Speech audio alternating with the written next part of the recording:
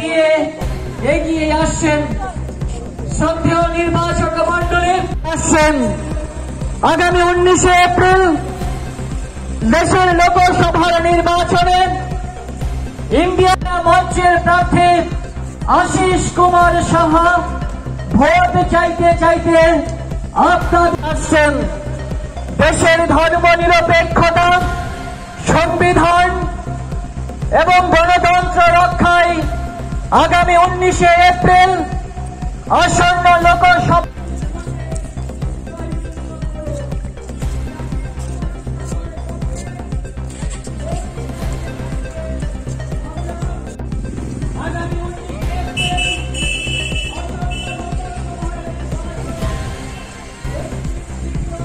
চাইতে আপনাদের সামনে দিয়ে এগিয়ে আসছেন দেশের সংবিধান গণতন্ত্র এবং ধর্মনিরপেক্ষতা রক্ষায় আসন্ন কমিটির সদস্য কমরেড বানুলাল সাহা এবং আরো অন্যান্য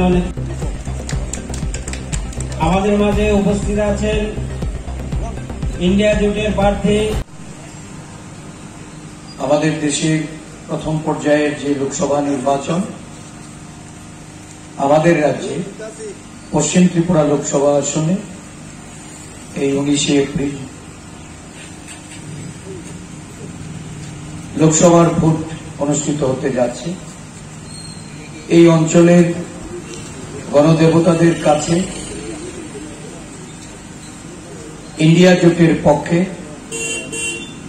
জাতীয় কংগ্রেস মনোনীত প্রার্থীর সমর্থনে আজকে যে ভোট প্রচার আমরা এখান থেকে শুরু করতে যাচ্ছি। গোলাঘাটি, টাকারজোলা এবং চুরিলামের একটা অংশ জুড়ে আজকে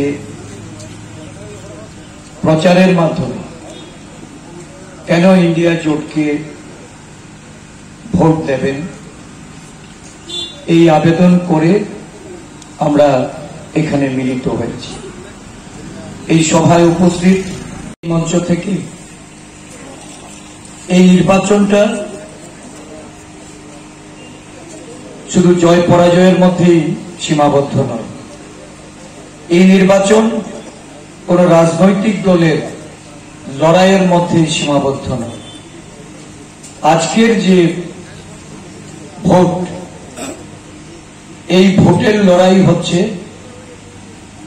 ভারতবর্ষের মানুষের, ভারতবর্ষের গণতন্ত্র প্রিয় মানুষের, ভারতবর্ষের সংবিধান বাঁচানোর জন্য যে লড়াই, এই লড়াইয়ে অবতীর্ণ জনগণের। ভারতবর্ষের মানুষ মনে করেন এই নির্বাচন ইন্ডিয়া জোট যদি জয়ী না হয় তাহলে এই নির্বাচনে অধিকারটুকু থাকবে না। দেশকে এক ন্যায়তন্ত্রের পথে যারা স্বৈরাচারী শাসন ব্যবস্থার মধ্যে আবদ্ধ করতে চাইছে তাদের থেকে মুক্তি পাওয়ার জন্য এই নির্বাচনে ভোট প্রদান করতে হবে।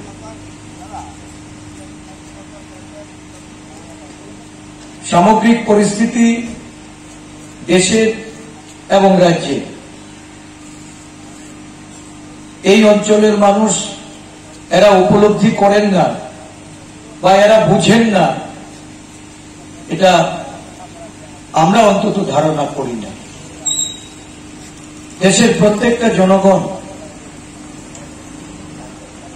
একটা সরকারের কাছ থেকে অনেক কিছু আশা করে এবং এই প্রত্যাশা অমূলক নয়, কারণ 10 বছর আগে ক্ষমতায় আসার আগে যে প্রতিশ্রুতি দেশের মানুষের সামনে নরেন্দ্র মোদীজির বা বিজেপি দলের নেতৃত্বের ছিল বা যে প্রতিশ্রুতি দিয়ে তারা ক্ষমতায় বসেছে, ক্ষমতায় বসার পর এই প্রতিশ্রুতিগুলি কতটা বাস্তবায়ন হয়েছে এ নিয়ে আমাদেরও দলের পক্ষ থেকে আমরা বিরোধী দল আমরা জোটবদ্ধ হয়েছি ভারতবর্ষের গণতন্ত্র বাঁচাতে, সংরক্ষণ বাঁচাতে, দেশের মানুষের ডাক পেয়ে এই 27টি রাজনৈতিক দল ঐক্যবদ্ধভাবে একটা জোট গঠন করে যে লড়াইয়ে আজকে আমরা অবতীর্ণ হয়েছি মতাদর্শ নীতি আজকে আমাদের কাছে বড় নয়। দেশের স্বার্থ, দেশের সংবিধান, দেশের আভ্যন্তরীণ শান্তি সম্প্রীতি, আমাদের দেশের ধারাবাহিক সংস্কৃতি, এই সমস্ত কিছু যারা বিলুপ্ত করতে চাইছে তাদেরকে রোধ করার জন্যই এই জোট। এই লোকসভা নির্বাচনে আপনাদের যে কোনো রায়, আপনাদের মতদান, এই রায় যদি ভারতবর্ষকে বাঁচাতে, ভারতবর্ষের মানুষের স্বার্থ রক্ষার্থে, সংবিধান বাঁচাতে আপনারা যদি ভেবেচিন্তে সিদ্ধান্ত না নিন, তাহলে আগামী দিন আপনাদের আর ভোটাধিকারই থাকবে না যে ভোটের মাধ্যমে আপনারা আরেকটা সরকার পাল্টে দিতে পারবেন বা আরেকটা সরকারকে প্রতিষ্ঠিত করতে পারবেন, সেই সুযোগ আর নেই। এই দেশের মানুষ গত 10 বছরে কি পেয়েছে? আজকে দিনের কথা বলে 100 দিনের মধ্যে মানুষের দ্রব্যমূল্যের দাম নিয়ন্ত্রণ করে এই দেশের মানুষের জন্য তারা আজকে দিন নিয়ে আসবে। তারা বলেছিল বেরোজগারি ভারতবর্ষে তৎকালীন সময়ে বৃদ্ধি পেয়েছে, বছরে 2 কোটি বেকারদের চাকরি দেবে, কর্মসংস্থানের ব্যবস্থা করবে। তারা বলেছিল বিদেশের কালো টাকা দেশে ফিরিয়ে এনে প্রত্যেকটা মানুষের অ্যাকাউন্টে 15 লক্ষ টাকা করে জমা করা। নানা রকম প্রতিশ্রুতি রেখে যারা সরকারে এসেছিল, আজকে তাদের কাছে নিশ্চয়ই দেশের জনগণ, আমাদের এই আনন্দনগরবাসী, তাদের প্রশ্ন থাকবে। বিজেপি বন্ধুরা যারা বিজেপি করছেন, পতাকা কাটছেন, ফ্ল্যাগ ফেস্টুন লাগাচ্ছেন, আপনাদের কাছে আমাদের জানার উদ্দেশ্যে আমরা বলছি, আপনাদের পরিবারে চাকরি হয়েছে কি? আপনাদের পরিবারে কর্মসংস্থানের ব্যবস্থা হয়েছে কি? দ্রব্যমূল্যের দাম নিয়ন্ত্রণে এসেছে? দাম কমানো হয়েছে?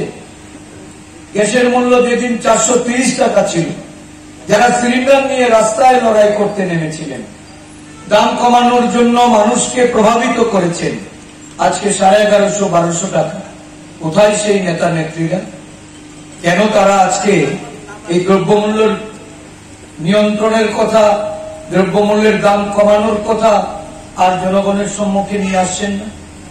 কেন আজকে এজেন্ডা ঘুরিয়ে দিচ্ছে, দেশকে বিভাজন বিদ্বেষের রাস্তায় পরিচালিত করে মানুষের দৃষ্টি ঘুরিয়ে নতুন ভাবে ক্ষমতায় আসতে চাইছে?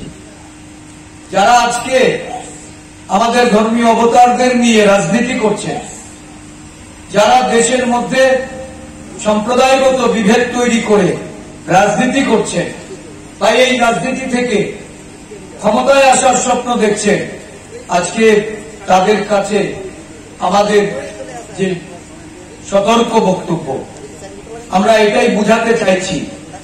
37% ভোট পেয়ে 2019 সালে যারা ক্ষমতায় এসছেন, ভোট ভাগাভাগির ফলে আপনাদের যে রেজাল্ট সারা দেশে, সেটাতে আপনারা সরকারে প্রতিষ্ঠিত হয়েছে। রাষ্ট্রবাদের স্লোগান তুলেছিলেন, দেশের জওয়ানদের শহীদ বানিয়ে তাদের রক্তের উপর আপনারা রাজনীতি করেছেন। আপনাদের স্বরূপটা ধীরে ধীরে মানুষের কাছে খসে পড়ছে। মানুষ বুঝতে পারছে যে যারা দেশপ্রেমিক, তাদের জন্য এই দেশের সরকারের দরদ নেই। রাজ্যপাল, জম্মু কাশ্মীরের রাজ্যপাল যে রিপোর্ট স্বরাষ্ট্র দপ্তরে পাঠিয়েছিলেন তাদের নিরাপত্তার সঙ্গে স্থানান্তরিত করার বিষয়ে, সেই রিপোর্ট গ্রাহ্য হয়নি। আর হয়নি বলে বিজেপি দলের যিনি বর্ষিয়ান নেতা, যাকে রাজ্যপাল করে জম্মু কাশ্মীরে পাঠানো হয়েছিল, সেই সতপাল মালিক উনি বিদ্রোহ ঘোষণা করেছেন। প্রকৃত দেশপ্রেমী যদি বলা হয় তাহলে ওই সতপাল মালিক হলেন প্রকৃত দেশপ্রেমী, যিনি ক্ষমতার অলিন্দে, ক্ষমতার লোভে উনি এই দেশের শহীদ জওয়ানদের কথা ভুলে যাননি।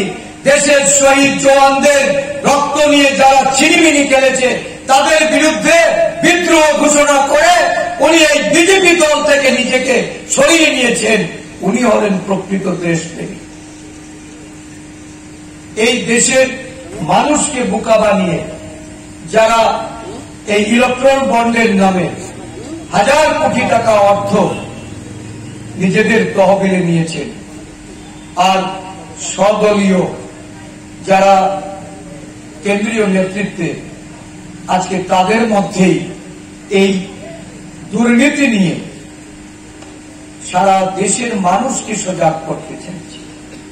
ইলেকট্রল বন্ডের অর্থ কিভাবে আদায় করা হয়েছে, কারা এই ইলেকট্রল বন্ড কিনেছেন, এগুলি দেশবাসীর কাছে পরিষ্কার হয়েছে সুপ্রিম কোর্টের নির্দেশে। এসবিআই এর অনিচ্ছা সত্ত্বেও সুপ্রিম কোর্টের নির্দেশ মেনে যখন নামের তালিকা প্রকাশ করতে বাধ্য হয়েছে, এই নামের তালিকায় যাদের নাম উঠে এসেছে এতে কালোবাজারি, মজুদদার, কালো টাকা যারা গচ্ছিত রেখেছেন বিভিন্ন সংস্থাতে, ইডি, সিবিআই, আইটি কে রেড করিয়ে তাদেরকে ভয়ভীতি প্রদর্শন করে তাদের কাছ থেকে যে অর্থ শোষণ করা হয়েছে এবং তাদেরকে অন্যায়ভাবে সুযোগ দিয়ে এই দেশের মানুষের অর্থ লুট করার যে রাস্তা এই দেশের সরকার করে দিয়েছে, এর থেকে যে অর্থ উপার্জন হয়েছে আজকে সব দলে বিদ্রোহ ঘোষণা হচ্ছে।